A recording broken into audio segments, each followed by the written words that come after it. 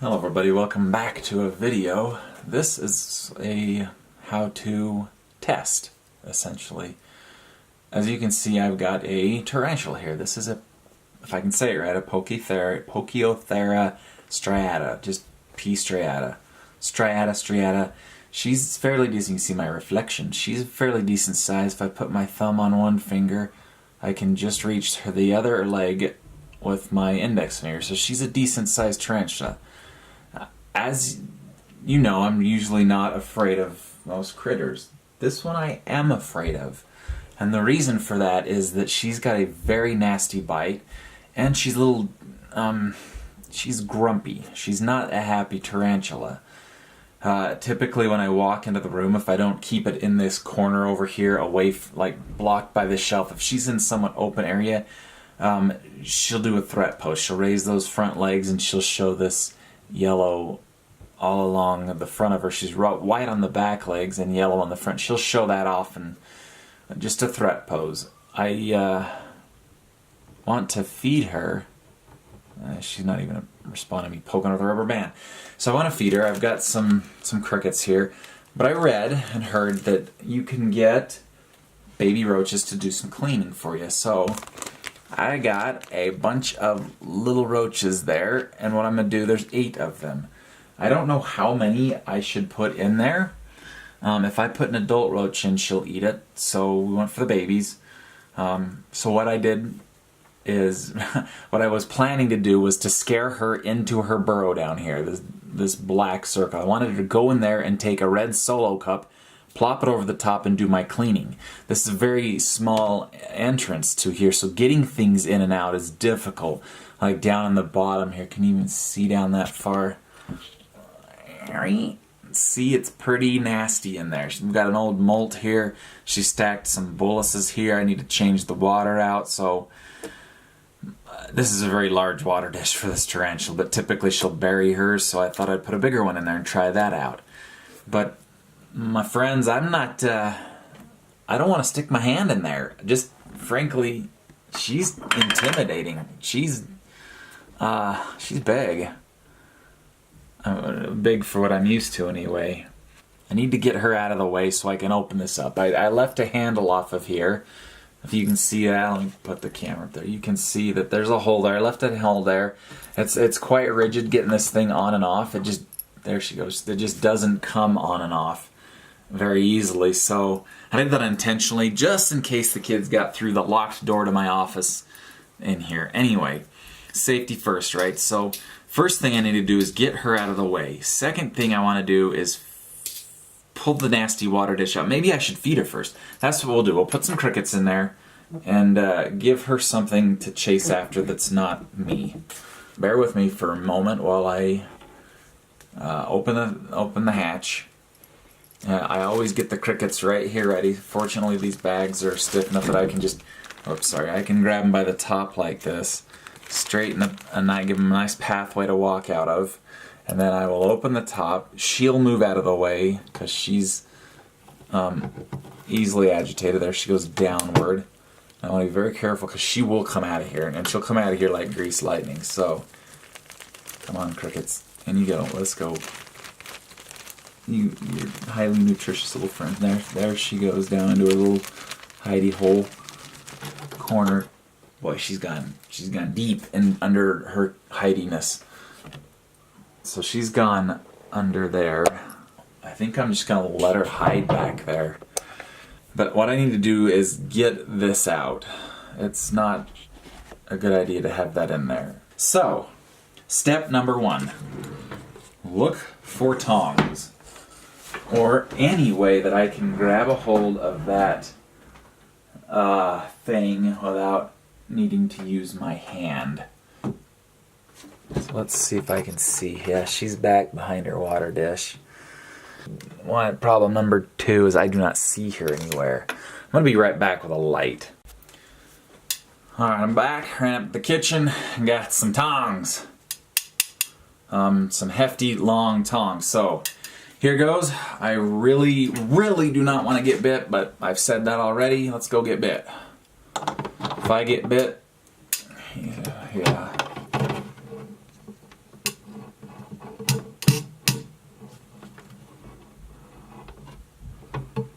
this is really quite filthy in here.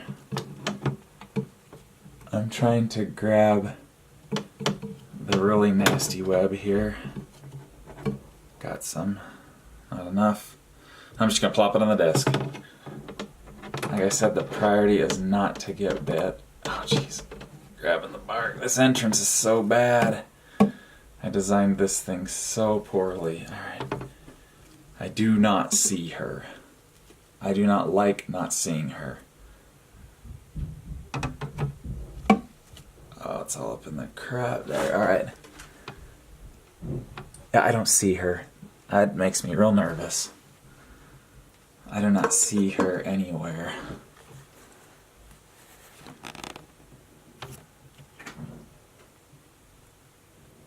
The not seeing her is very not good.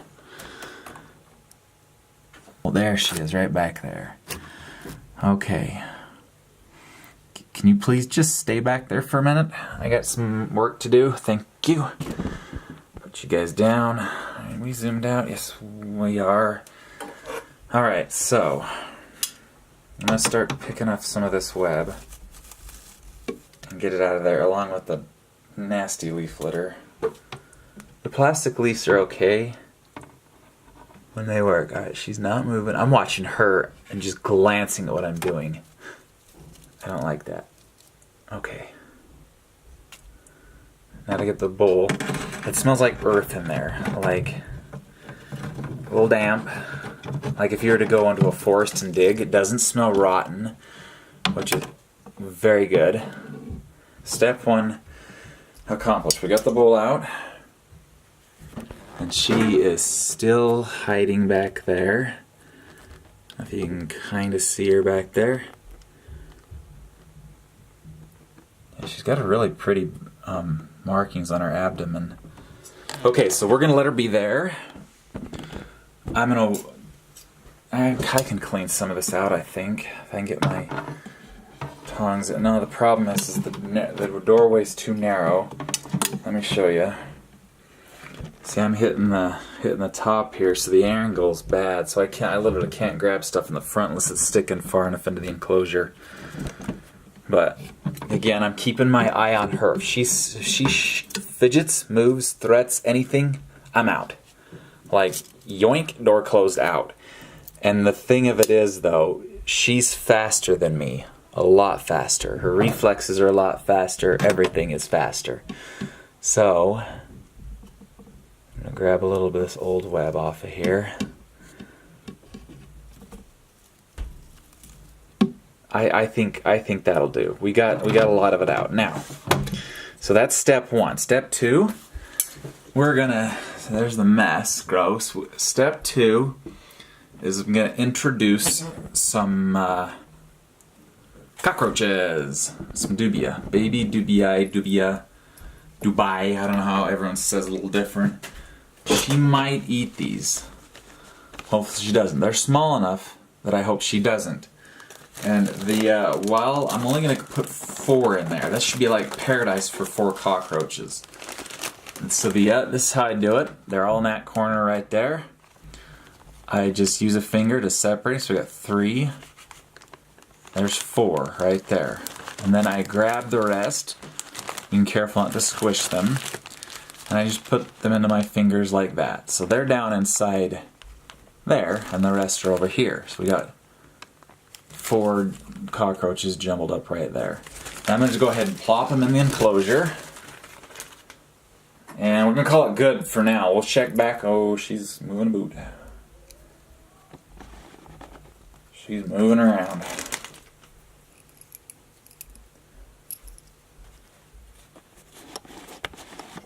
Yeah, she's back there moving around now. So I can get a good shot of her back there.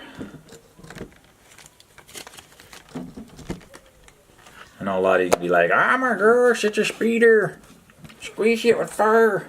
Kill it with the fire."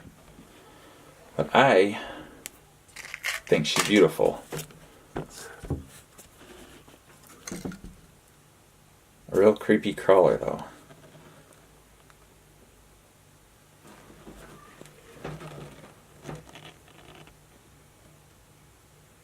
See that brilliant yellow? That's what she'll threaten with. I don't know. She's not afraid. She'll hide. But I just literally got done poking around her enclosure and she's out about looking around.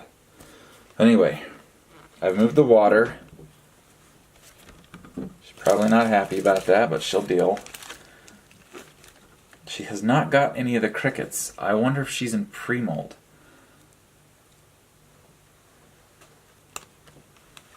I wonder if she's pre-molt. The light kind of blinds it out, but there she is.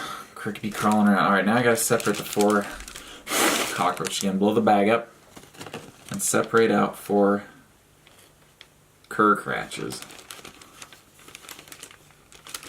And I'm gonna just drop them in there. Hopefully you can see me. Just bloop them in there. Dang, these things are slippery.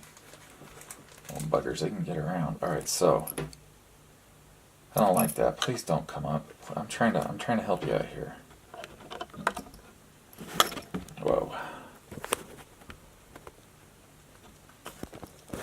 Alright, so I'm gonna open her up again.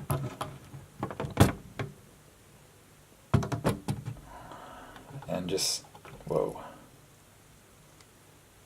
And in go the cockroaches. Okay, good. She's in her hole. That's where I wanted her to begin with. So that's all I'm going to do. That's it. That is supposed to be now her cleaning crew. I don't know if you can see them down there. The reflection's real, man. The reflection is just... Can you see that little guy right there? So that little cockroach right there is one of 4, and it should help clean up the mess in there. So, and there's another one on the rim there. And she is down there. I guess she wants to come back out.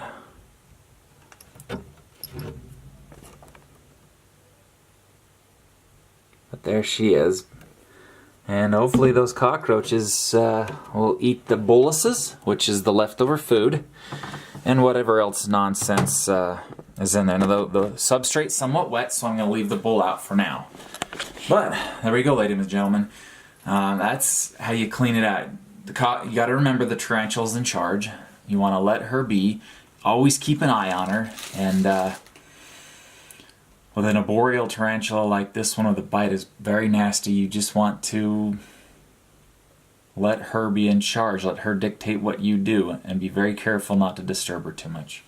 Anyway, the other type of tarantula that I wanted to show you guys is this girl right here. She's probably by size my biggest.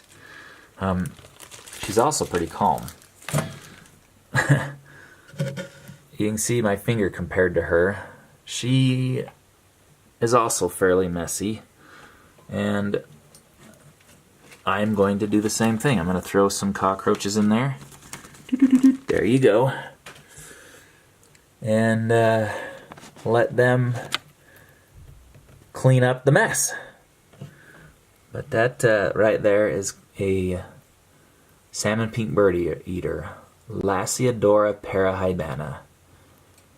And that's it. That's all I got for you guys. Thank you for joining me on this adventure in an experiment in cleaning out a tarantula enclosure without having to go in there and actually clean it out. So we'll check back in a while. Love your faces. Hit that like button. Hit that subscribe button. That really helps me out. You guys are awesome. Yeah. Talk to you later. Bye.